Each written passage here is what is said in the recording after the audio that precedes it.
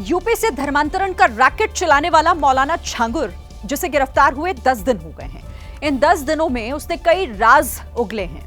धर्मांतरण के खेल खेलने वाले कोडवर्ड का खुलासा भी हो चुका है, लेकिन गिरफ्तारी के 10वें दिन ये पता चला कि मौलाना छांगुर बहुत ही शातिराना तरीके से पूरे हिंदुस्तान में अपना नेटवर्क फैला रखा था। देखिए, ये हिंदू लड़कियों को फंसाकर लव जिहाद के लिए एक बड़ा गैंग उसने बना रखा था। देश के 579 जिलों में इसका नेटवर्क था, जो करोड़ों के विदेशी फंडिंग के जरिए धर्मांतरण का खेल खेला जाता था। ईडी की जांच में ये जानकारी सामने आई है कि मौलाना छांगुर ने पहले देश के हिंदू बहुल इलाकों की पहचान की, फिर 579 जिलों में हिंदू लड़कियों के खिलाफ साजिश रची। मुल्ला छांगुर ने प्लान के तहत मुस्लिम नौजवानों के कई गैंग तैयार किए। 3000 मुस्लिम युवकों को अपना अनुयायी बनाया, जो छांगुर के एक इशारे पर मिशन में जुट जाते थे। इनकी हवानियत सऊदी से लेकर सहारनपुर गान्ना खंडी तक खत्म नहीं हुई। ये मैं वही पीड़िता हूँ। इसके अलावा मौलाना छांगुर ने एक लव जिहादी फौज भी तैयार की हुई थी। उसने 1000 मुस्लिम युवकों को हिंदू लड़कियों को फंसाने की ट्रेनिंग दी थी। मेरे पास जो आया था लड़का, उसका नाम अमित था, उसका असली नाम था अबू आमिर अंसारी।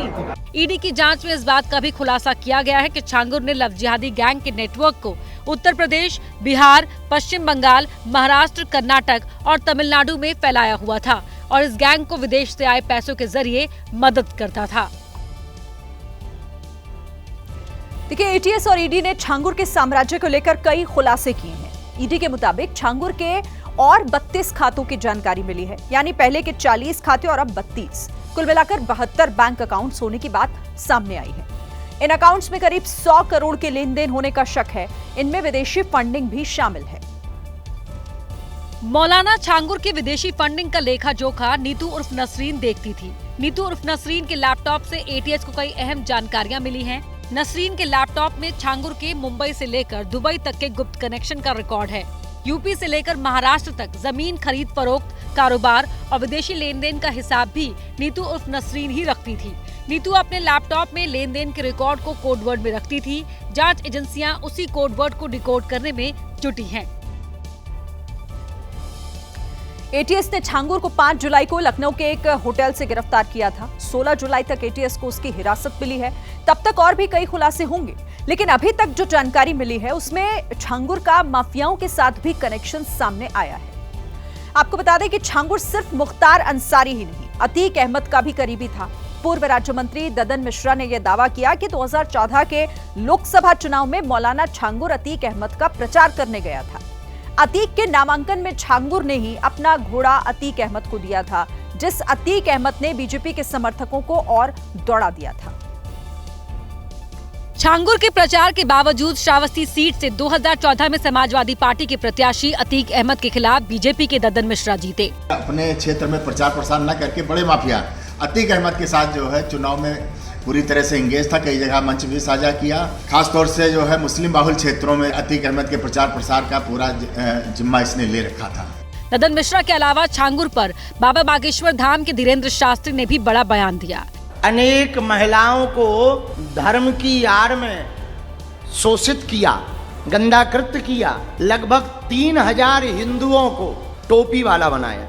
छांगुर पर निशाना साधते हुए धीरेन्द्र शास्त्री ने कहा कि भारत में बाबावाद बहुत चल रहा है, बाबाओं से कोई दिक्कत नहीं है। हमको आपसे दिक्कत है, किसी गलत के चक्कर में ना पड़ जाना। उत्तर प्रदेश पुलिस ने मौलाना छांगुर की कोठी गिराने के बाद अब उनके सहयोगियों पर एक्शन की तैयारी कर ली है। बलरामपुर में छांगुर के सहयोगियों के घरों पर नोटिस चिपका दिया गया है। सरकारी जमीन से अवैध कब्जा हटाने का नोटिस लगाया गया है। वहीं इस पूरे मामले को लेकर शंकराचार्य स्वामी अवि मुक्तेश्वरानंद ने सवाल उठाया है। हाँ, ठीक है, उनके ऊपर कार्यवाही होनी चाहिए, लेकिन 500 करोड़ उन्होंने एक दिन में तो नहीं बना लिया ना। लंबा समय उनको लगा और उस लंबे समय में कभी भी वो रडार में नहीं आए।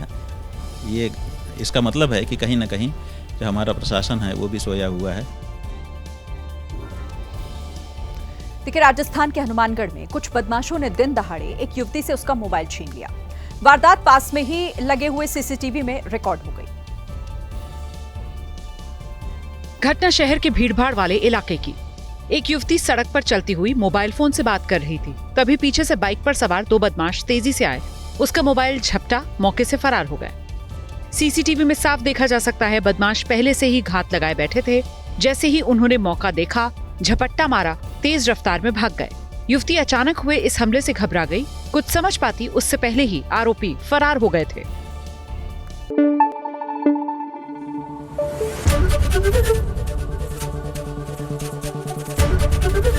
एबीपी न्यूज आपको रखे आगे।